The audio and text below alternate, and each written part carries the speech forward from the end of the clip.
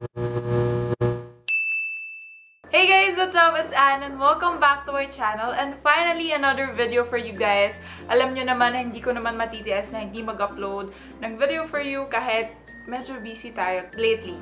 So for today's video is going to be a summer makeup look and then yung gagamitin ko mga products is affordable and then makita nyo lang malapit sa inyo, which is Maybelline counters. Maybelline sent me their summer sale makeup kit, so all of the items that I will be showing with you guys is 35% off, so you're gonna save a lot more since syempre summer walang baon. So yun, nakisabay yung Maybelline na naka-sale sila. So thank you so much Maybelline and Miss Cathy for sending me this. So for this tutorial, papakita ko sa inyo kung paano i-achieve yung pa-fresh summer makeup look na pwede nyong bilhin near Maybelline counters na 35% off. So without further ado, let's get started. So meron silang tatlong face makeup na pinadala dun sa kit nila.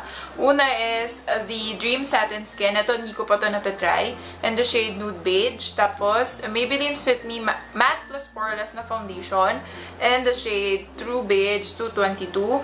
Tapos, nagpadala rin sila ng Super BB Cream, Water Essence, and Mineral Powder, and the shade Natural. So, siguro itatry ko na lang to kasi sa lahat ng pinadala nila, ito pa yung hindi ko natatry. Pinadump ko lang yung sponge na nandito mismo sa powder para lang mas makita natin yung result. Yung shade na binigay nila sa akin, parang saktong-sakto naman din sa face ko. Hindi ko siya i-act as, as foundation powder. Parang powder lang. Kasi diba, yung look na to pang summer lang, so parang pa-fresh lang. Ayaw mo naman ng heavy makeup sa mainat na panahon. So, after no face, brows naman tayo. So, they sent me their Tattoo Brow Gel Tint in their 3 shades. So, meron tayo ditong light brown, medium brown, and then dark brown. And I use the dark brown na. Nilagay ko na siya before this makeup tutorial, but I watch a lot of tutorials about this kay Anakay, kay Riza Contawi. Parang 20 minutes ata nilang nilive. So, sobrang ganda nung resulta. Sobrang nagustuhan ko siya. So, dark brown yung ginamit ko. So, hindi na tayo maglalagay ng anything, ng powder. Kung bet nyo, gusto nyo mag-clear brow gel, maglagay kayo. But syempre, diba, summer makeup lang to. So, kailangan natin pa-fresh lang. Ayaw natin ng heavy makeup. So, recommended ko talaga to for all the girls out there na gusto nyo pa-fresh lang for these days. Okay, so sa kit naman for the eyes, they also sent me the Hyper Sharp Liner for the eyes. But I don't use eyeliner talaga. I don't know why. Hindi ko lang talaga siya thing.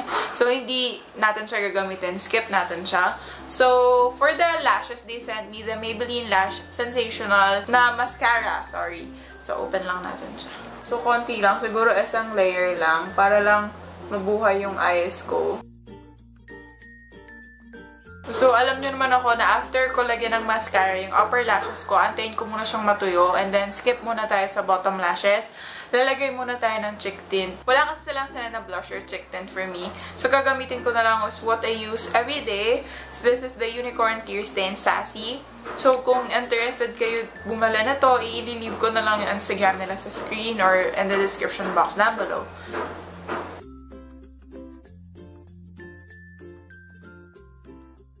So, tapos na tayo sa cheek tint. Balik naman tayo sa mascara for the bottom lashes.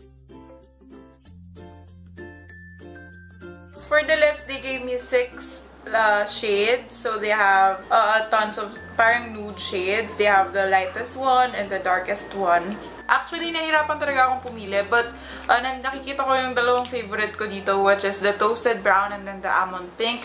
I love the Almond Pink because it looks like my lips but better. So, yun kasi yung hinahanap ko for the nude lips and then the matte lips. So, feeling ko ito na lang gagamitin ko.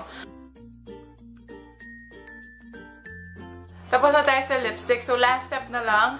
This is the Maybelline Master Fix Wear Boosting Setting Spray.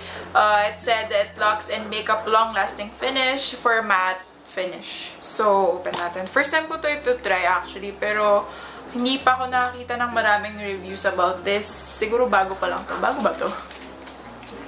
A little, lang, parang ayoko nung scent niya kasi of all the setting sprays that I've tried, parang ang bango ng scent nila. Tapos ito, refreshing naman siya for me.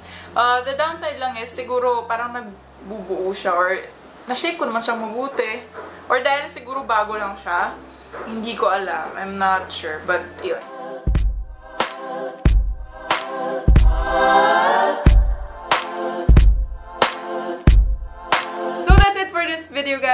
hope you enjoyed watching, and if you did, please do give this video a thumbs up and subscribe to this channel if you haven't. And don't forget to check out all my social media accounts down below. And also, I don't have Facebook for now, so I will be deleting the link down below. So, wala muna akong Facebook, guys. Instagram and Twitter muna. So, kung nakatira ka dito sa Valenzuela, and then malapit ka din naman sa Genti or malapit ka sa Valenzuela, ini-invite kitang manood ng pre-pageant ko ng Binibining Genti de Leon. This incoming April 21 sa Azecate Court, Independence Street, Genti de Leon. So, lahat ng pagbabago sa venue, i-leave ko na lang sa comment sections or sa Instagram ko. Basta i-announce ko doon. Sana makita ko kayo doon and, you know, let's take pictures. Thank you so much for watching. I love you. Bye!